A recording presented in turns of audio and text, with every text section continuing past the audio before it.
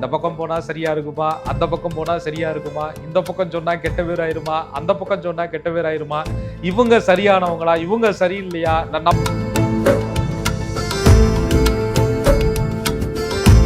நிதிநிலையா இருக்கட்டும், குடும்ப நிலையா இருக்கட்டும், உறவுகளாக இருக்கட்டும், எந்த விஷயத்திலும் துலாம் ராசிக்காரர்கள் துலாத்திற்கு பக்கமான கிளாரிட்டி இருக்கு. ஒரு விஷயத்தை எப்படி பண்ணணும், எங்க போகணும், இலக்கு என்ன நிர்ணயிக்கணும். நீதியின் பக்கம் நிற்பது என்பது சரிதான், நிதியின் பக்கம் நிற்பது என்பது சரியில்லையே. உங்களுக்கான பணவரவு, உங்களுக்கான செல்வ வளம், உங்களுக்கான குடும்ப உயர்வுகளை முடிவெடுக்கக்கூடிய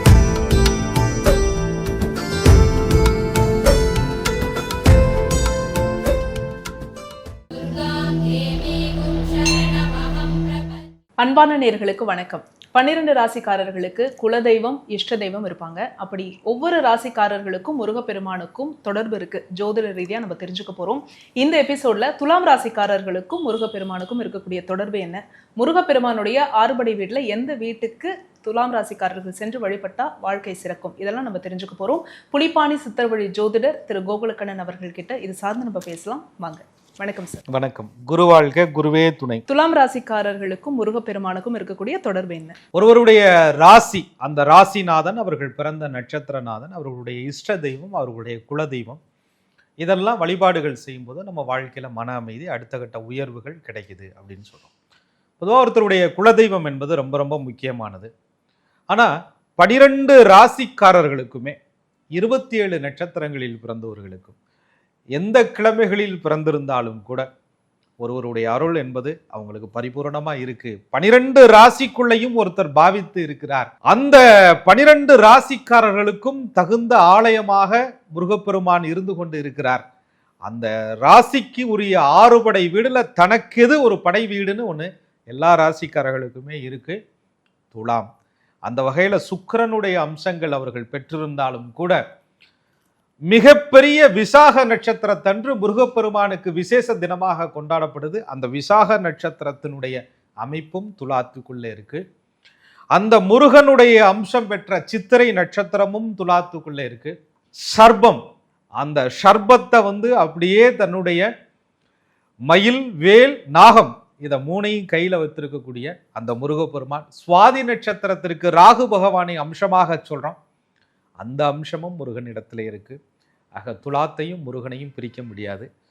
12 ராசிக்குள்ள இருக்கக்கூடிய முருகப்பெருமானுடைய அம்சத்தை அவர்கள் உணர்ந்து கொண்டாங்கன்னா, அந்த முருகனை நோக்கி அவங்க போனாங்கன்னா, துலாம் ராசிக்காரர்களுடைய வாழ்க்கையில பெரிய மாற்றங்கள் அவங்களுக்கு வரும். துலாம் ராசிக்காரவங்க அந்த முருகன் கிட்ட போனா இவங்க வாழ்க்கையில என்னென்ன மாற்றங்கள் நடக்கும் சார்? துலாம் ராசிக்காரர்களை பொறுத்தவரையும் எல்லா விஷயத்திலையுமே ஒரு சமநிலையா இருந்துட்டு போயிடணும். நமக்கு எதுக்கியா வம்பு அப்படின்ற மாதிரி இருப்பாங்க. அதே நேரத்தில் தர்மத்தின் பக்கம் நிற்கணும். அந்த சனிபான் உச்சம் பெறதுனால அவங்களுக்கு நிதிநிலையா இருக்கட்டும், குடும்ப நிலையா இருக்கட்டும், உறவுகளாக இருக்கட்டும், எந்த விஷயத்திலும் துலாம் ராசிக்காரர்கள் ஒரு சமநிலையை விரும்பக்கூடியவர்களாக இருப்பாங்க. ஆனால் துலாம் ராசிக்காரர்களுக்கு அவர்களுக்கே தெரியாமல் ஒரு மறைமுகமான ஒரு ஹிடன் ப்ராப்ளம் அவங்கள்ட்ட இருந்துகிட்டே இருக்கு.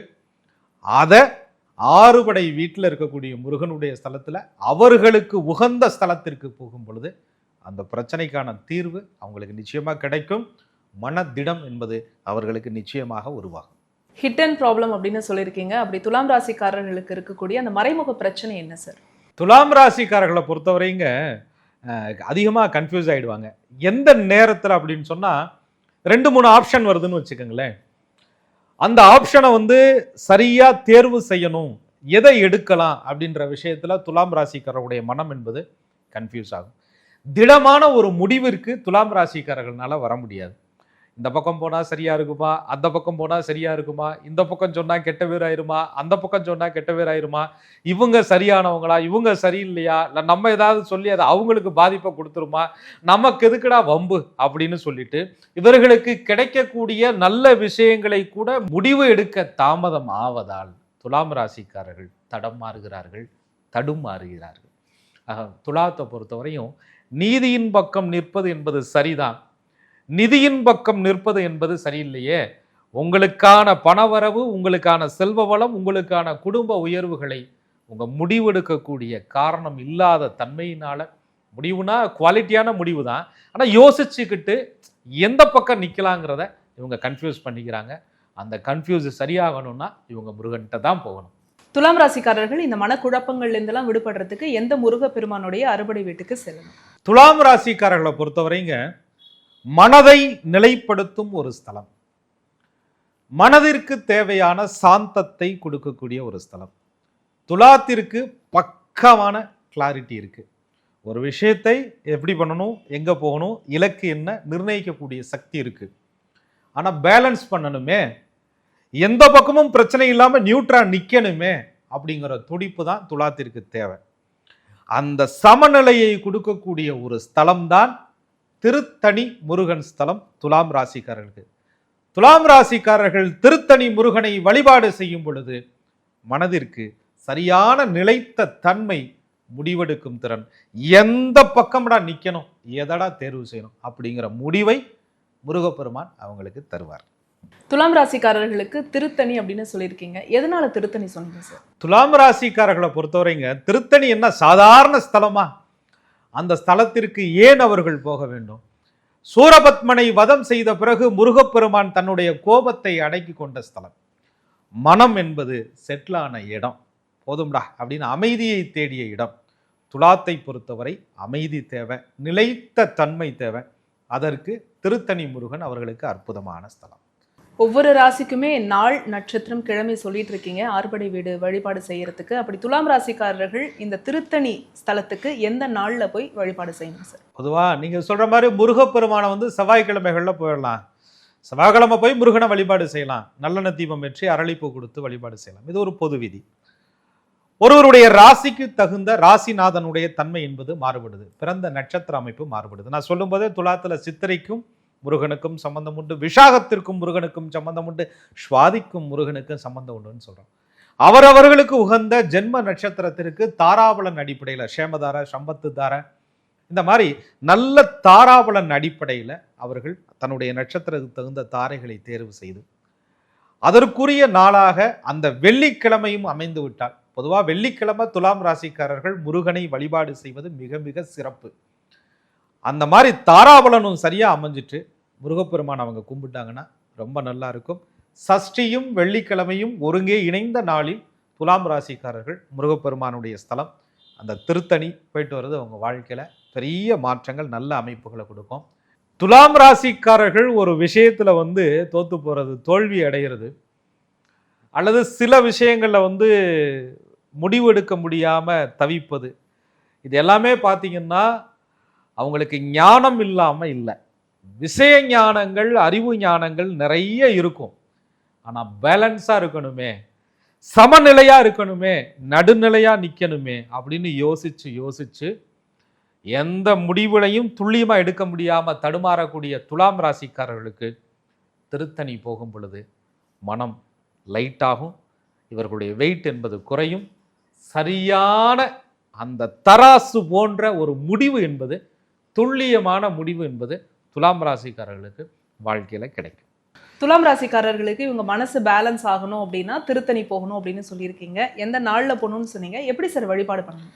துலாம் ராசிக்காரர்கள் ஞாயிற்றுக்கிழமை அன்னைக்கு திருத்தணி போய் முருகப்பெருமானுடைய சன்னதி முன்னாடி உட்கார்ந்து என் மனதை திடப்படுத்திய முருகா, என் முடிவுகளை தெளிவாக்கியா அப்படின்னு சொல்லி தமிழ் கடவுளுடைய அற்புதமான மந்திரத்தை ஓம் சரவண பவ என்ற மந்திரத்தை 11 முறை சொல்லி அவர்கள் வழிபாடு செய்து வரும் பொழுது துலாம் ராசிக்காரர்களுக்கு பெரிய நன்மைகள் கிடைக்கும்.